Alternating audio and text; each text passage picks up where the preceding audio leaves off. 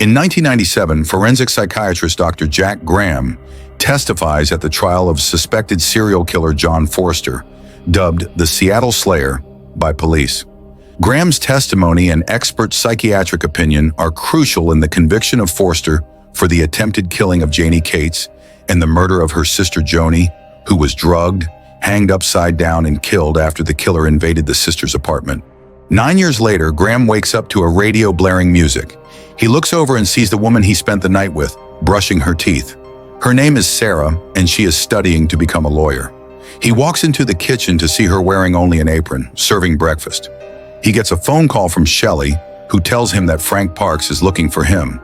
Frank tells Graham there has been another murder. It follows the same MO as killings done by the Seattle Slayer, but this time, the killer has left a tape. Sarah looks out the window and sees a guy on a motorcycle looking up at her. As Jack gets in his cab, he too sees the man on the motorcycle, but he is too busy to care about it. On the radio in the cab, they are interviewing John Forster, who was convicted 9 years ago. He is set to be executed at midnight. Graham asked the driver to change the station, and he did. He gets to the office and is met by Shelley. Graham meets Jeremy Gruber, who is head of the Seattle Slayer Task Force. Graham believes that the recent murder is a copycat, but Gruber believes that it may be one of Forster's partners from way back, committing the murder to throw doubt on Forster. Parks tells Graham that Dale Morris was the latest victim. She was a student of Graham's. They had had a professional relationship a year ago after her father died. They asked Graham when he saw her last time. It was last night at the bar. The tape that was left at the scene of the murder was a tape of Morris. She was tied up and beaten. She says to Graham that he got the wrong guy, that Forster was innocent. She asks if the man will let her go. She screams that she read what he asked her to. Graham looks dismayed as you hear Morris being killed on the tape. He goes back to the university where he teaches. He is walking in the rain when he gets a phone call. It starts with a woman screaming, then a masked voice comes on and says, "You have 88 minutes to live. Tick-tock." He calls Shelley and tells her to call his wireless provider to try and trace his last incoming call. Graham goes into his class and begins giving his lecture. Midway through, he gets another call saying he now has 83 minutes to live now. He looks around his class. He then gets a call from Shelley saying that the phone calls came from a prepaid cell phone registered to a Kate Graham. She says it must be a coincidence, and it couldn't be his sister. His phone begins to cut out. The masked voice comes back and asks if he feels guilty for falsifying evidence and lying on the stand. He therefore reminds him that it's left with 79 minutes to die. He sees one of his students being active on his and suspects him. He goes to him angrily and takes his phone, but finds out he has nothing to do with what is happening.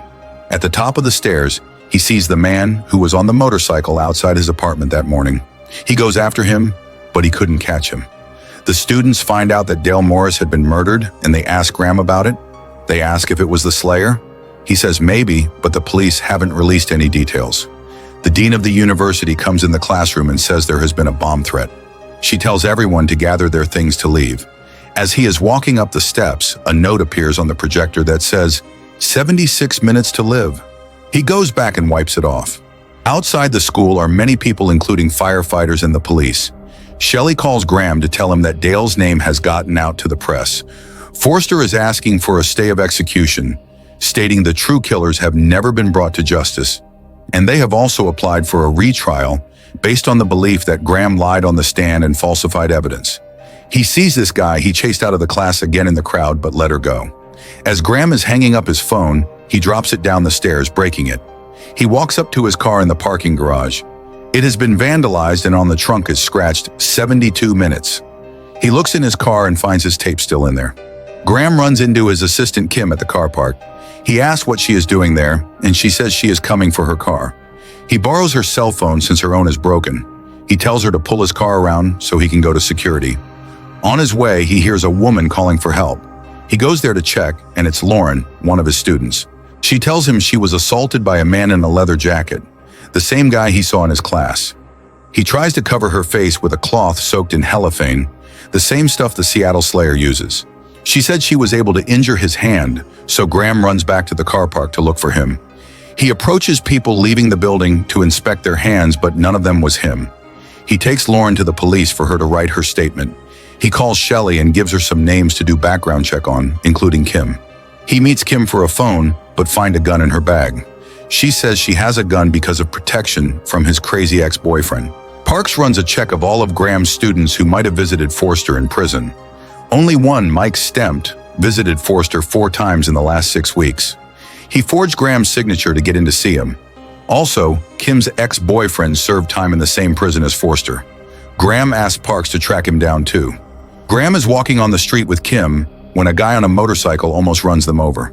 Right after that, Graham gets a call on Kim's cell phone that says, "How's it feel to know you're not going to live through another night?" 56 minutes. Kim tells Graham that the guy on the motorcycle is her ex. His name is Guy LaForge and she met him during his days in college. She revealed that they got married after school, but he began to abuse her, so he was jailed and she divorced him. Graham brings Kim back to his apartment. There is a package waiting for him at the front desk. It was dropped off by Guy. He scans the package to see if it contains dangerous substances, but there are none. Inside the package is a tape recorder. Graham plays it, but at first it's only static. Then, after a second play, a girl's voice comes on. It is Katie's voice. She is calling for her parents and Graham. It is very similar to the way Dale acted on the other tape. He then gets another call. The voice asks why he left little Katie all alone, and says she would still be alive had he just not left her alone. Tick-tock. 47 minutes. He put on the TV and Forster is live on MSNBC talking about being wrongly convicted, so Graham decides to call in to get him to crack. All it ends up doing is making Graham look worse. It is announced that Forster has been granted a stay of execution. Forster breaks down in tears. Graham merely hangs up the phone. Parks calls and says that Graham is wanted for questioning in Dale Morris's death. There was physical evidence found at the scene. Parks says he needs to come in. Graham hangs up the phone. The bellman buzzes Graham that another package has shown up. Right then, the bellman yells at somebody for coming up. Graham sets the alarm so no one can come in. Smoke begins to seep in under the door. LaForge begins banging on the door, looking for Kim. Kim opens the door in hopes of calming him down. Suddenly, he is shot from down the stairs by another person wearing motorcycle leathers and a helmet.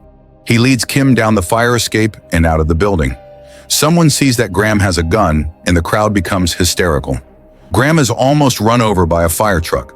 Kim presses the alarm button on Graham's keychain. When nothing beeps, Graham throws Kim to the ground. His car explodes.